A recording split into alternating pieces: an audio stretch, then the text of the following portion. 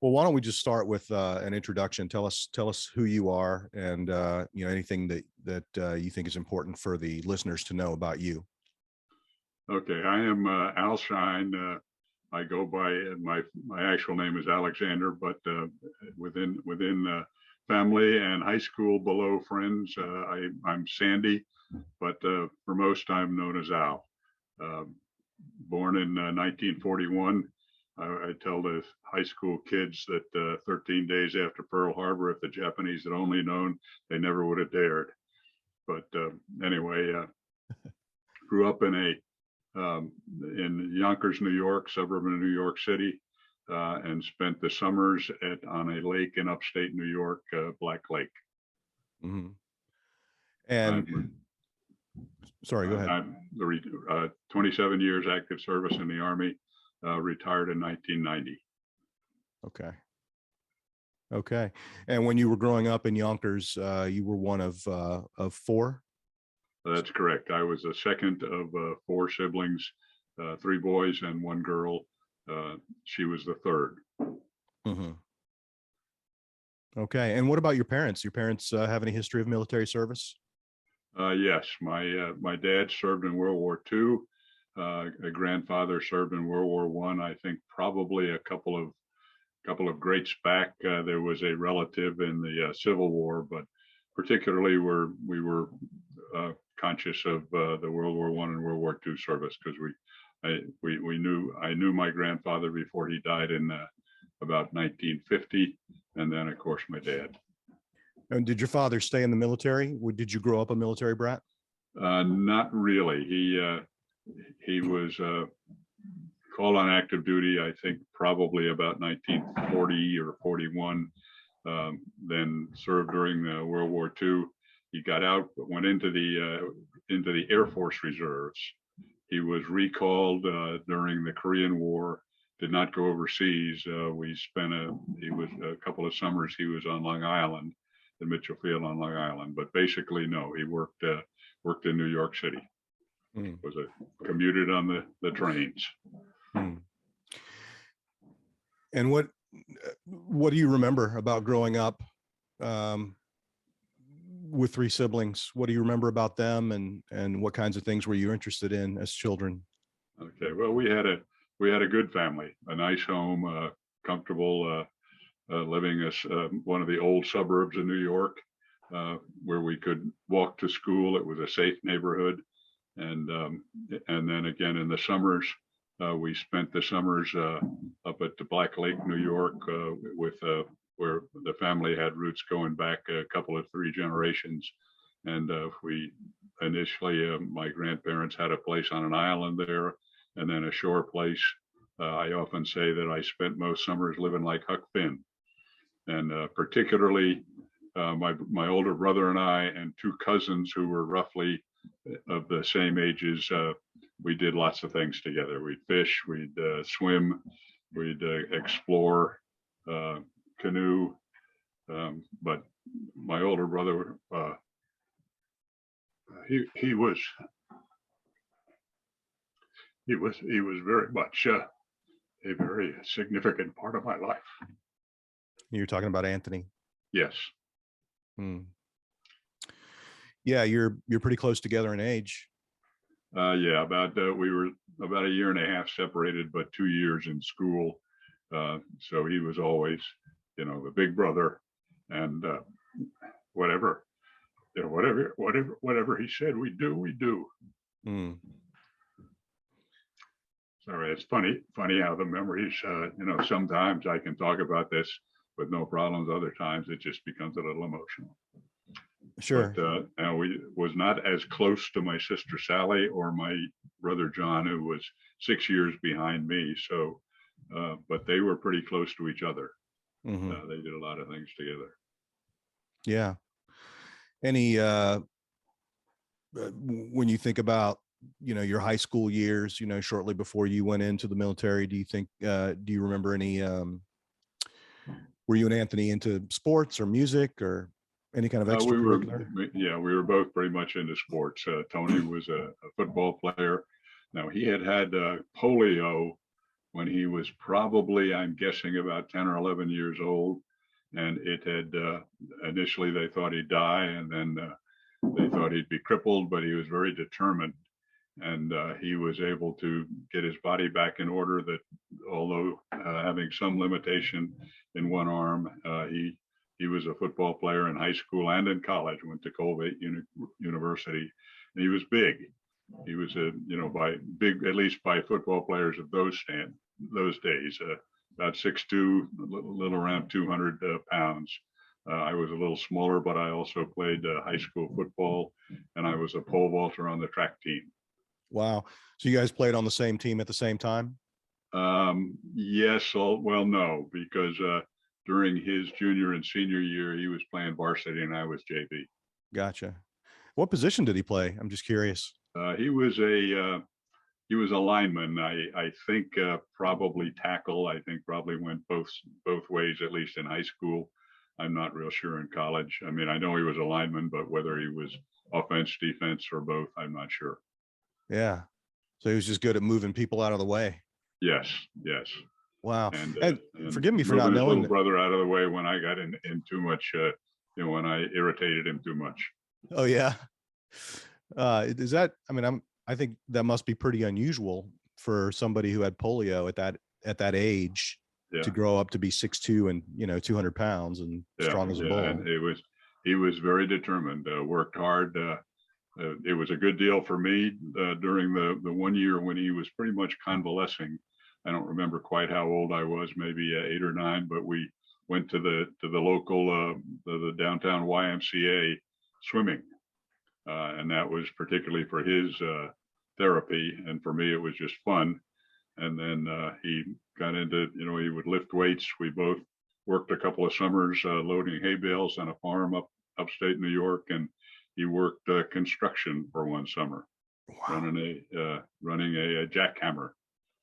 But he was definitely determined. Kind of big for fighters. The story I've heard is that he had to kind of scrunch down for them to let him be a fighter pilot. But he did ROTC at Colgate, and that's what he wanted to be, and so he ended up making it. So he came out of Colgate commissioned. Yes. Mm-hmm.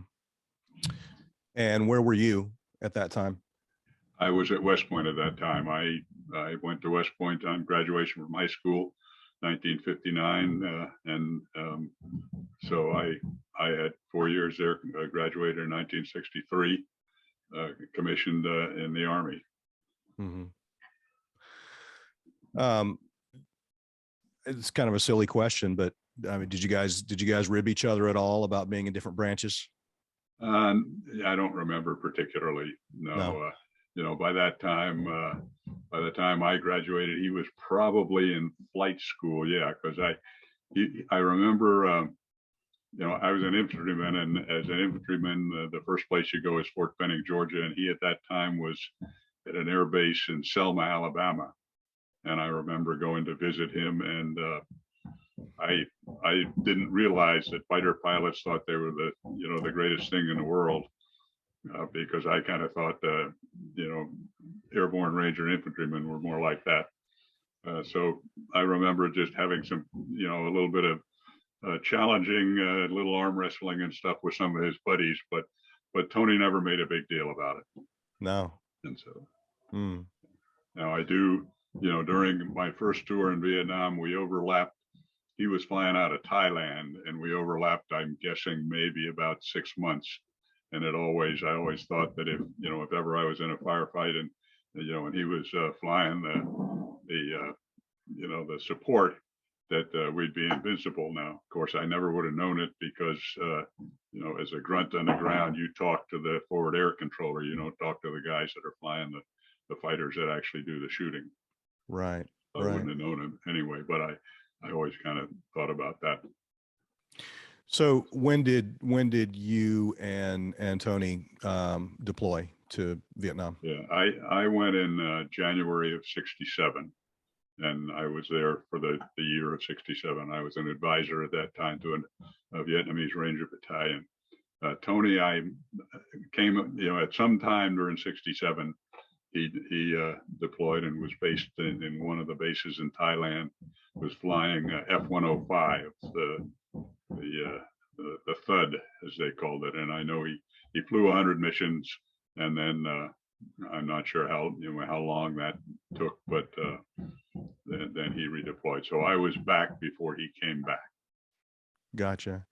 So let me just take a quick pause here for two reasons. One is just to remind you that, this is not live. So if at any point you feel like you want to take another run at something, feel free. I may do the same. I may ask a question a second time. Doesn't mean you have to answer it the second time. I just need to get myself on the recording asking a question maybe better than I did the first time. The other reason is because I'm hearing some pounding in the background, and that is being picked up. Yeah, we were having some work done in the house. Now I'm in the basement. They're upstairs. Is that an irritant to your? Well, it's just that I don't have the skills to edit that out, so it's going to get picked up in the recording. Okay. Well, if you may need to mention it, because I don't want to ask the guys to stop. Okay. So just give the listeners a heads up that there's some pounding in the background. Okay, good. So you said he went over there. No, you went over there in January 67. And when did Tony get there? Well, I don't know exactly. It was sometime in 67 that he came over for his first tour, flying 105s. So we were overlapped part of that time, but I really don't know what part of it was. Now, my sister Sally was over there also. She came, I think, probably about the middle of 67 as a Red Cross worker at the, what affectionately we call donut dollies, although that was a World War I term that carried on into World War II. But she was worked at the 95th Evacuation Hospital in Saigon, and my base was Swan Lock, which was probably about 50 miles from Saigon, and so I was able to go visit her one time. We take a couple of gunships and run fairly fast down the roads, and but I was able to link up with her. Now Tony, of course, was in Thailand. Excuse me, just a second. Go ahead and can you cut it just a minute? Let me just talk to the workers here. Sure.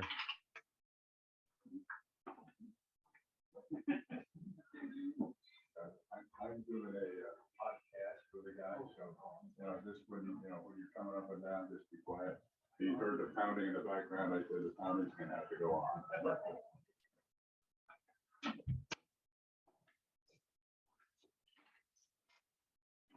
Okay, I'm back. They're working upstairs, but a couple of guys, they've got some stuff that they've got to do downstairs, so they come up and down a little bit. But they'll be quiet at least when they're coming down.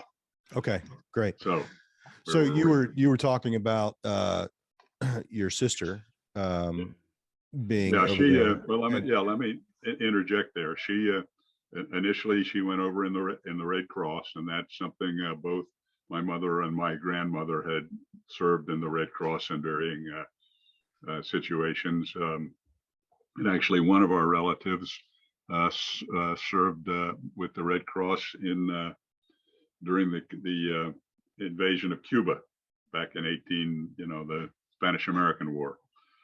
But anyway, Sally was. I redeployed in December of 67, and you may remember that Tet hit. I think right at the end of January 68. And Sally was still there at the 95th Evac Hospital. Now the Red Cross workers at the hospitals, at the Evac hospitals, their main role was just to kind of help out, talk to the soldiers, write letters for them, whatever. But when Tet hit, the 95th Evac Hospital, which was right in Saigon, was overwhelmed with casualties. So the nurses kind of hey-you'd her to help out. Mm-hmm. And she found out that she could handle it okay. And so after that, after coming back with the Red Cross, she went ahead and joined the Army and was sent to nurses school and had a 20 or 22 year career as an Army nurse. Mm-hmm. And you said that you were able to visit with her Yeah, while I you were was both able over to there. visit with her. Yeah. Now, again, back to Tony, I'm not quite sure, when he redeployed after that first assignment. I went back in '69, was assigned as a rifle company commander with the 1st Air Cav Division in March. Long about June, got too close to something that blew up, and I got, what we call a $1 million wound. Got evacuated all the way home with no significant lasting problems.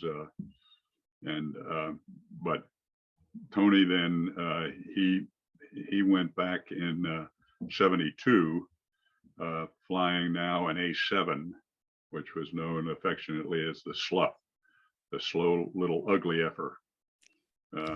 So he flew the Thud in his first tour and the Slough the second.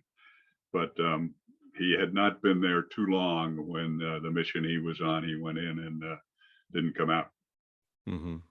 So he was missing in action officially for about 25 years. Yeah. Yeah. Now, before that, though, at some point, Jonathan showed up. Yeah, John was, I was class of '63 at West Point. John went there and graduated in '69, deployed to Vietnam in the summer of 1970 as a rifle company commander with the 25th Infantry Division, and was killed in action in October of 1970. Yeah. I'm sorry. Tell me again when he got there. He got there sometime in the summer of '70. He wasn't there too long. I don't remember exactly what they were generally doing with new lieutenants in the Army at that time was John went to jump school and Ranger school, and then spent about a few months with a division, a regular division, to just get a little in the States, to get a little bit of experience, and then if they'd volunteered for Vietnam as he had, he went over. So I really don't remember exactly when. It was sometime in the summer. And where was he in Vietnam? He was down in the 3 Corps region, if you're familiar with the corps, in kind of north, I guess northwest of Saigon, the Iron Triangle area. A lot of caves, booby traps, mines. The particular firefight that he got engaged in, they were out doing what we tended to do, what we did in the 1st Cav too, just wander around the jungles, seeking and destroy, as the term was. And they ran into a dug-in, probably North Vietnamese or Viet Cong, North Vietnamese Army or Viet Cong element, and took him under fire, and he was killed in the battle. And sorry, the timeline is a little hard to follow. So you and Tony and Sally were all still in Vietnam when this happened? No, but none of us were when John was killed. I came back the end of '67, didn't go back again until March of '69. Sally came back sometime in '68 and did not return to Vietnam. Tony finished up, I'm guessing, sometime in early '68, and then didn't go back again until '72. '72, right? So, okay. So John was in between, in the middle, in 1970. So, and he was the first killed. Yeah, I was teaching at West Point at the time. I see. Well, I guess the reason I was confused is because I thought that Colleen had said that Tony actually flew escort. He escorted John's. Well, you're right. He did.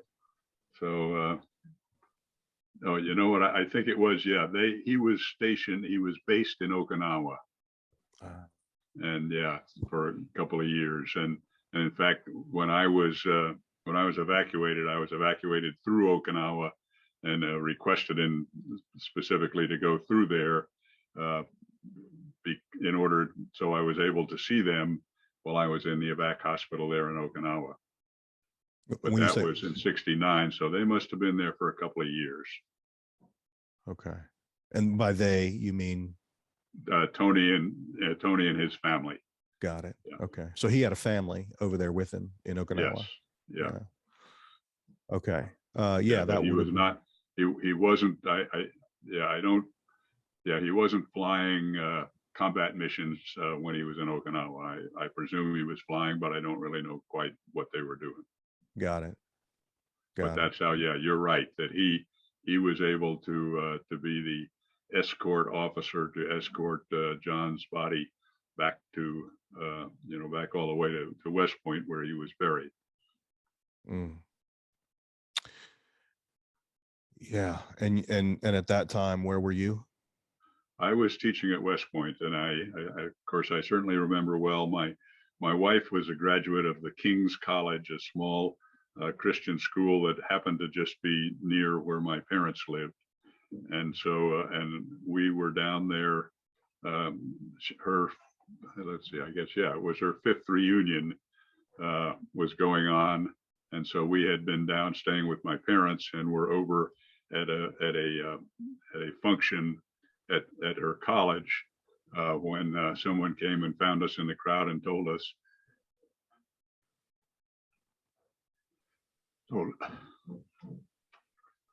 that my dad was up in the administrative building and that we needed to go see him. And we knew it probably wasn't good news, and of course it wasn't. It was that John had been killed. Now, John was a very devout Christian, and in fact, there's a book. I guess your readers can't see it, but you can see it on the screen there. A cadet that John had a great influence on when he was a cadet. Barry Willie was in a few classes behind John. Wrote a book commenting on John's impact on his life. But the part of what's interesting in that book is the story that the casualty notification officer tells. When a service member is killed, whether in war or peace, ever since the early stages of Vietnam, instead of just a telegraph, they will send.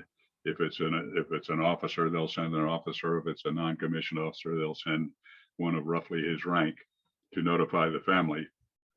Well, Bill Tozier, who got that assignment, he happened to be stationed at West Point at the time. He got that duty, which is never a fun duty anyway.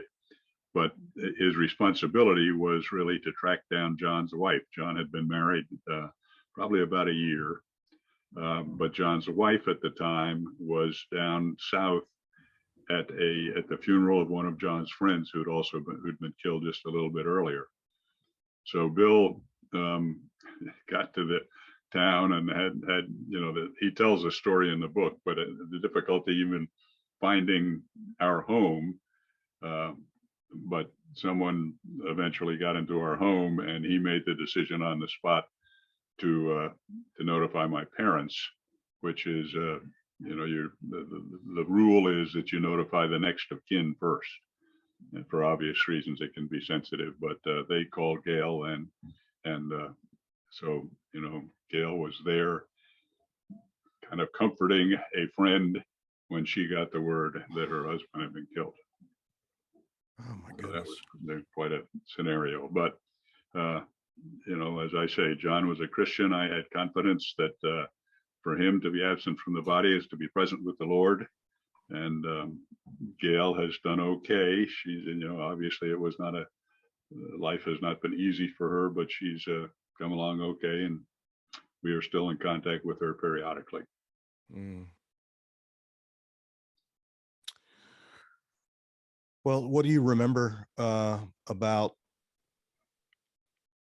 John's burial at West Point? I mean, it was the first time that you had all been together in the same place at the same time for a while. It was, of course, it's not the kind of a reason you like to be together, and yet we were all as a family encouraging one another.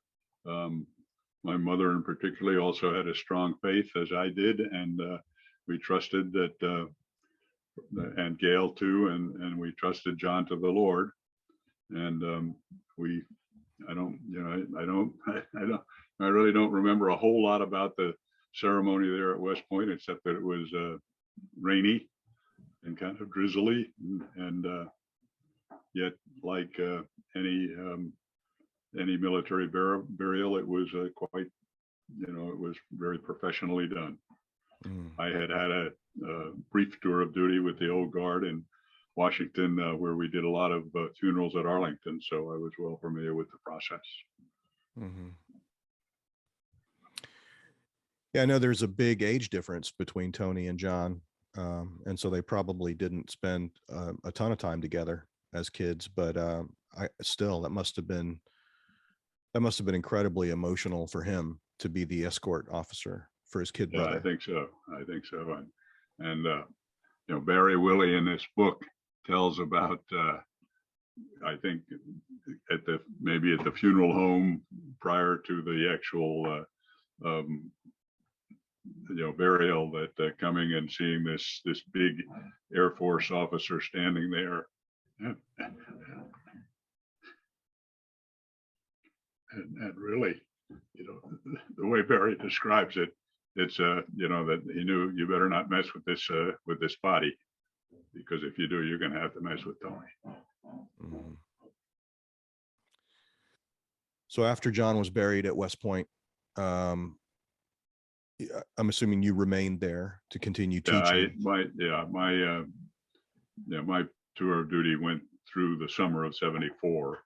So yeah, I was still teaching there, and of course, occasionally we would visit the grave site. A few years back, one of the things they do at West Point now for the cadets finishing their second year, third class year or sophomore year, it's at the beginning of their junior year that they make a commitment. And so one of the things they do at the end of the sophomore year is have them visit various graves in the cemetery, in part to for inspiration, but in part also giving them the sense of reality of what they're getting into. And Gail and I were able to participate in that, just standing at the grave there and telling the little groups of cadets a bit of what John's life meant and the way he served. He was a great man. Well, sir, forgive me if this is a strange question, but you're standing in front of classrooms full of cadets every day Mhm. and preparing them for a career. Um, how did your approach to teaching change after that? I mean, your kid brother is buried on the grounds. Did you see the cadets differently after that? Did they see you differently?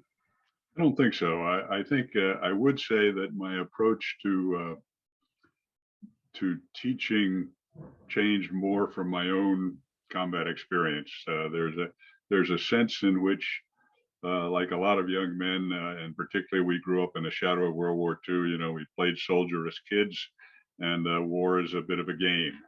And then you realize that it's not a game when you've been part of it. And so particularly in during the summer training that we do, when I was teaching U.S. history, just teaching it from the perspective of U.S. history, but in the summer training, when if some of those cadets would, or earlier, I had done some training at the Army Ranger School that if they started taking things a little less than seriously, I'd try to make sure that they got the idea that this is not play that we're going with. But um, I think part of as my mother said, you raise them to be eagles.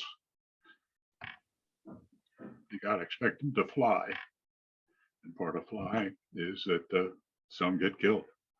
So no, honestly, Michael, I don't think it changed particularly how I didn't teach in the classroom. Mm. So after Jonathan is buried, Tony returns to Okinawa.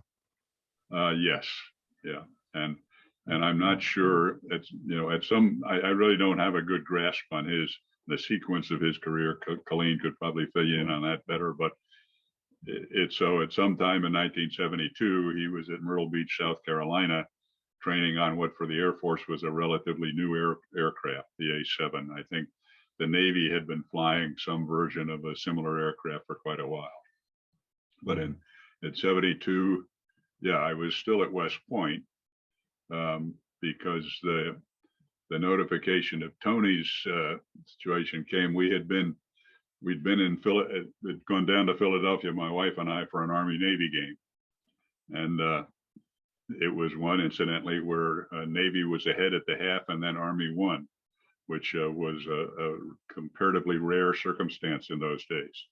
So it was we left following the Army Navy game for years. The Officers Christian Fellowship, a Christian group that focuses on military officers, has a banquet where cadets and midshipmen get together, and it's always a good time of fellowship and sharing and focusing on our common faith in Jesus Christ. But as we came into the building where the banquet was being held, we were met by Cleo Buxton. Buck, the great man, was really the genesis behind the real development of the Officers Christian Fellowship, and he was by the way, a highly decorated infantryman from World War II. But Buck said that I needed to go call my dad. Again, that it's kind of a sinking feeling, because I knew that Tony had gone back sometime. I don't think he'd been there very long. So I'm guessing that probably in roughly November, he deployed back to a base in Thailand, where he was flying missions, and Buck told us that, or my dad told us that he was missing. And so my parents were staying with cousins who lived outside Philadelphia. So we didn't stay for the banquet. We went out back there, and then that winter we actually, I think I remember correctly. Colleen would remember better than I did, but I think that Christmas we all gathered together up at Black Lake, which we normally didn't do in the winter, because we normally just winterize the place, but it is a building that we were able to be together on. But during the whole time that he's, particularly the early days of an MIA, the Air Force seeks as well as they can to establish contact, but they never, they really, as it turns out, he was in under cloud cover in some triple canopy jungle, and they never even found the evidence of what had happened. They just know that he went in on a bombing run and didn't come out. Mm-hmm. So he was missing then for a while. Of course, we're very hopeful when in, I think it was 75, when because we knew that some of the missing were POWs that the North Vietnamese had not acknowledged, and so we were still hopeful. We were watching the television to see the guys coming off the airplanes, and he was not one of them. Now, you've probably heard from Colleen the story of eventually finding his remains, so I don't really need to to go over that. That's right. I do. Thank you. I do have that from her, and it was that's just an amazing story in and of itself. The fact that they found a helmet and neglected to turn it over, you know what I mean? Yeah, I'm guessing, I'm sympathetic to those guys. I'm guessing that they did look inside it. Maybe not. She would know, because she probably talked to them specifically. But the name Shine written in black magic marker in a dark green helmet, that you might not see it if the light was a little different. Mm-hmm. But the bottom line is, that they said there were no markings on it, and there clearly were markings on it. Yeah. Yeah. This is completely unrelated, but I'm curious, is it normal for the Army Navy game to be played in Philadelphia? Yes, it's been played in Philadelphia most years. Oh, I didn't know that. Yeah, the very early years back in the 1800s, they played it at one school's field or the other, but Philadelphia has been the host for many years. I don't even remember this year. I think it was in Philadelphia this year, but there have been a couple of years that it's been in other places, but that's the normal place for it, and which is kind of in between. Yeah, sure. Physically in between. As cadets, we went down on trains to get there. So You said Tony had played football in high school and at Colgate. Did you play football at West Point? No, I tried out, but I was both small, slow, and not particularly agile. Oh, I So see. it didn't take them long to cut me, but I did continue pole vaulting there. Oh, I see. And tell me about that. Tell me about pole vaulting for West Point. Well, that's it. You know, that it's West Point is it's not a very pleasant place for the first year, particularly the first summer. I was miserable the first summer. Remember, I spent summers living like Huck Finn, and suddenly I had no freedom and was being harassed all the time. And I,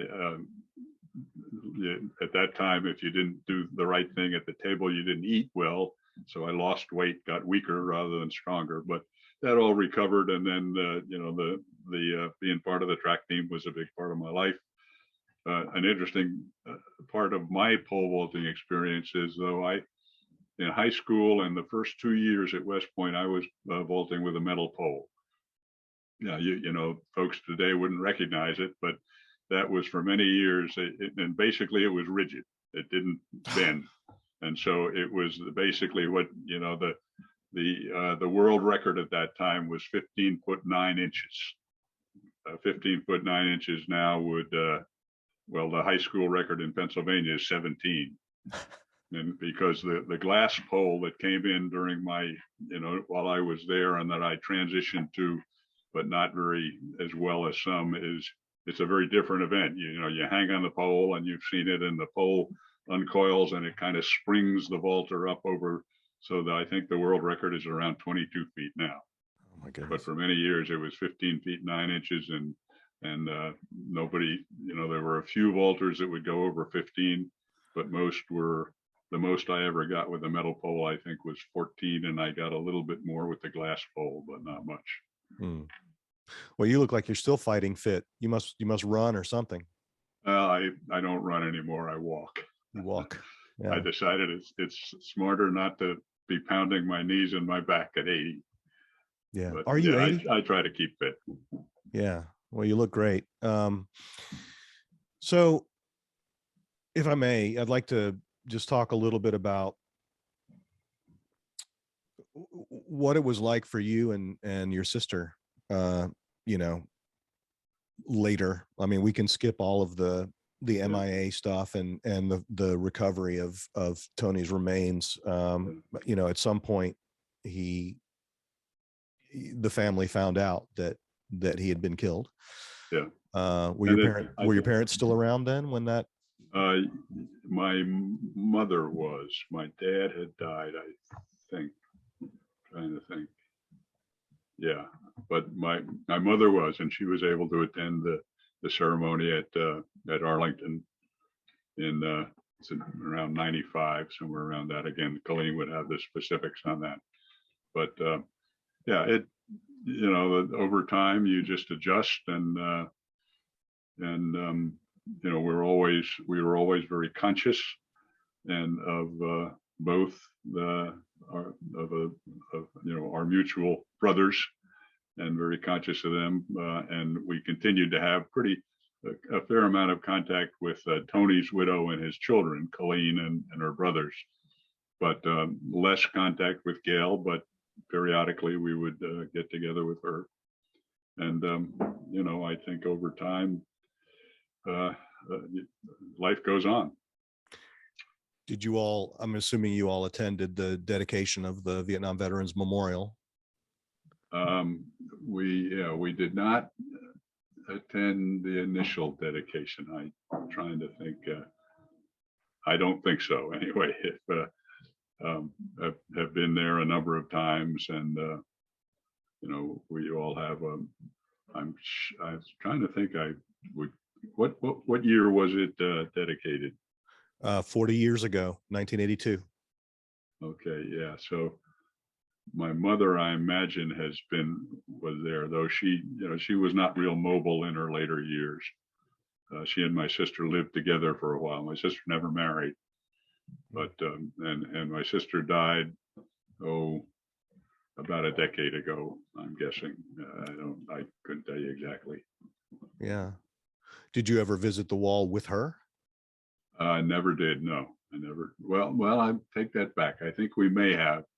And the very moving nurses monument there is, of course, particularly meaningful to her, Mhm. as is obviously the wall because of the names of our brothers on it. And I have a number of friends and classmates whose names are also on that wall, of course.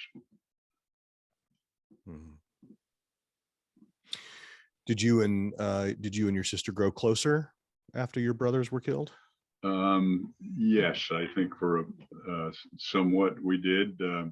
Yeah, and it's a fair question because we were not really close growing up. I was close to Tony, and then John and Sally were pretty close to one another. But we weren't. So in part, she was female, and the things that we were doing were boy things, Hmm. and she was, I think, wise enough and to enjoy being a girl, Hmm. and she was doing girl things. But she and John together did a lot of things. But so we weren't really that close.